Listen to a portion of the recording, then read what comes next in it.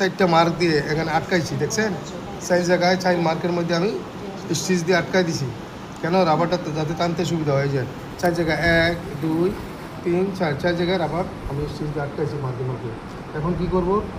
এখন দেখেন এখানে ইজি, একেবারে ইজি রাবার লাগানো এখন সহজ হয়ে যাবে। দেখেন এখন আপনি এখানে নিডেলটা গাঁথবেন নিচ্ছে, এই যে যেখানে আটকাইছি না সেখানে টানতে দরকার, আর কোনো কাজ নেই। এখন সহজ হয়েছে নি? এমন করে সহজ করে দিলাম। এখন এমন করে রাবার লাগানো এখন সহজ, বুঝছো না? আর না তো বা ওইটা ভাঙ্গো ধরো ই করো বহুত। আর যদি এই বিটটা আগে সেলাই না থাকতো তাহলে ওটা ভিতরে দেওয়াটা একটা কঠিন হইতো না নতুন অবস্থায়।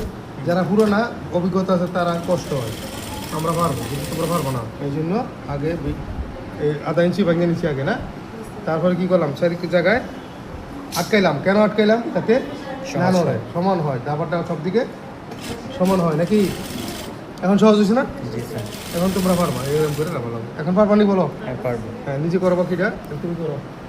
রাবারের আরো চিকন হাতে টান দিব, ওই হাতে